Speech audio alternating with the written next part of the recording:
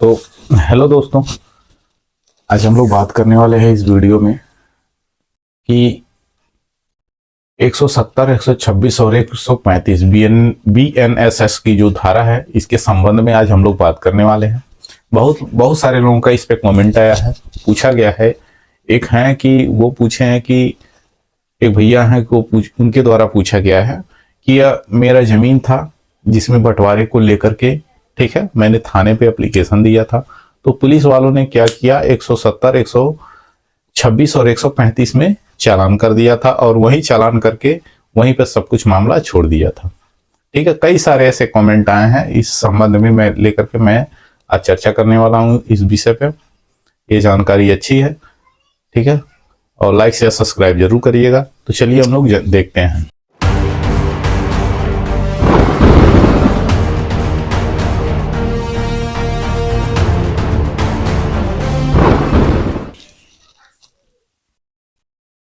BNSS भारतीय नागरिक सुरक्षा संहिता की जो धारा 170, 126 और 135 है। जनरली होता क्या है, जब कोई भी मामला, चाहे वह क्रिमिनल मामला हो, चाहे इस सेक्शन का मामला हो, ठीक है, यह जमीनी रेवेन्यू डिपार्टमेंट से ही यह मामला उत्पन्न होता है। कहने का मतलब यह है कि इसी रेवेन्यू डिपार्टमेंट से ही आपका मामला उत्पन्न होता है। यानी किसी भी जमीनी विवाद को लेकर के ही लगभग 99% जो मुकदमे हैं, मामला है, यह जमीनी विवाद से ही उत्पन्न होता है। यानी 99%, ठीक है, जमीन से उत्पन्न होता है। जैसे कहीं भी किसी भी जमीन को लेकर के मारपीट हो जाता है, झगड़ा हो जाता है, कोई कहीं मकान बना रहा है, ठीक है, उस संबंध में झगड़ा हो जाता है। कहीं डी की जमीन है तो उसके संबंध में झगड़ा हो जाता है। कहीं रास्ते का मामला हो तो वहां पे झगड़ा हो जाता है, ठीक है। कहीं खेत में गया है आदमी, किसी का मेड़ा टेढ़ा है, सीधा नहीं है, तो उसको सीधा करने के संबंध में मारपीट हो जाता है। मेड़ा काटने के संबंध में मारपीट हो जाता है, झगड़ा हो जाता है। तो इन संबंध में जब ज़्यादा झगड़ा हो जाता है, तो ज़्यादा मारपीट हो जाता है, तो थाने पे मुकदमा दर्ज होता है, तो वही सिविल न्यायालय में, सिविल कोर्ट में क्रिमिनल मामला बन जाता है। रेवेन्यू से क्या होता है वो, ठीक है, क्रिमिनल मामला बन जाता है। तो लगभग सारे जो मामले हैं ये लगभग रेवेन्यू से ही उत्पन्न होते हैं। यानी जमीनी विवाद से ही यह मामला उत्पन्न होता है। अगर जमीनी विवाद से अगर कोई मामला न हो तो क्रिमिनल मामला कम होगा, यानी क्रिमिनल केस कम सिविल कोर्ट में पाए जाएंगे, ठीक है।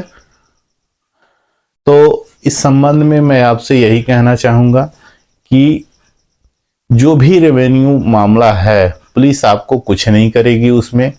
वो जमीनी विवाद को पुलिस कोई निपटारा नहीं कर सकती है, चाहे वह रास्ते का मामला हो, चाहे मेड़ का मामला हो, ठीक है, या चाहे चाहे किसी डी आबादी की जमीन का मामला हो। इस संबंध में पुलिस आपका कोई हेल्प नहीं कर सकती है, कोई हेल्प नहीं कर पाएगी पुलिस आपको।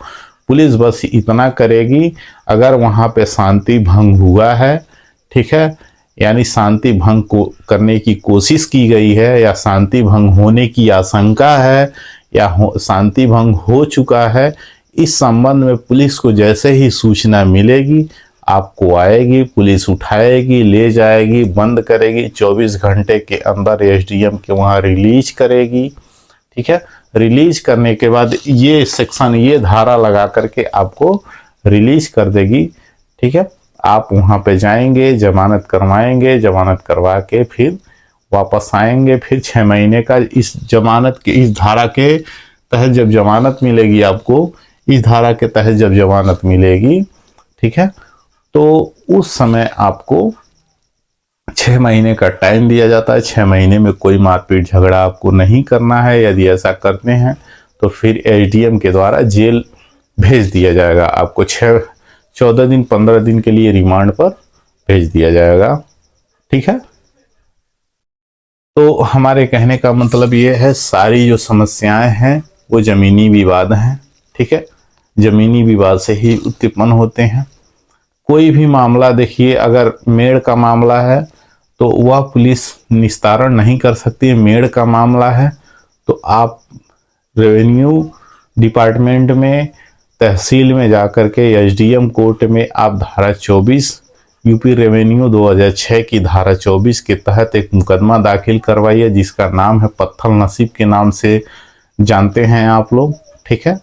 तो पत्थल नसीब का मुकदमा करवाइए, तो उससे आपका मेड़ा सीधा हो जाएगा। या किसी रास्ते का मामला है, कहीं किसी के निजी जमीन में उसका खुद का निजी संक्रमणी भूमि है और उसमें खुद का निजी रास्ता है और उस निजी रास्ते में सार्वजनिक लोग लेने का अधिकार जमा रहे हैं उस रास्ते में, ठीक है।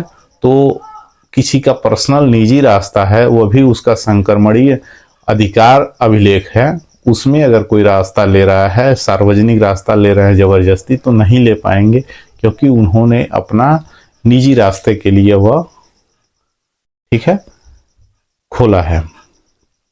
अगर कोई सार्वजनिक रास्ता है, किसी कोई डी है, आबादी है, या ऐसी कोई जमीन है जिसमें रास्ते को लेकर के विवाद चल रहा है, सार्वजनिक रास्ता है, किसी एक ही ने कब्जा कर लिया, तो ऐसे संबंध में पुलिस आपको रास्ता न दिलवा सकती है न खुलवा सकती है, ठीक है। अगर डी की जमीन है, आबादी की जमीन है, ठीक है, और उसमें कोई सार्वजनिक रास्ता पहले से चल रहा था, कोई पक्का दीवार चला करके या किसी कोई भी ऐसा चीज रख करके उसे अवरुद्ध कर दिया है, तो अगर ऐसे नहीं हटता है तो पुलिस वाले तो हटा नहीं पाएंगे, इसको हटवा नहीं सकते हैं, ठीक है।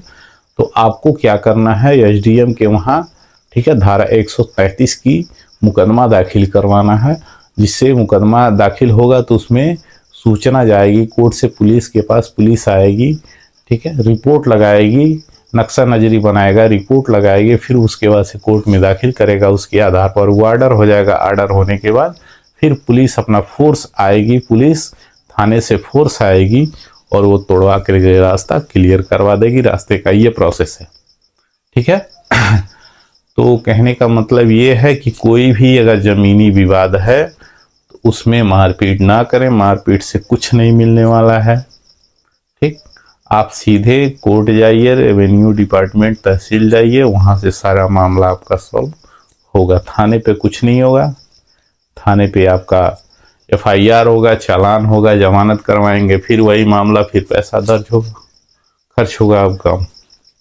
तो जो पैसा मारपीट में खर्च करना है वही पैसा आप रेवेन्यू डिपार्टमेंट में लगाइए, तहसील में जाकर के लगाइए, आपका सब कुछ क्लियर हो जाएगा, ठीक है।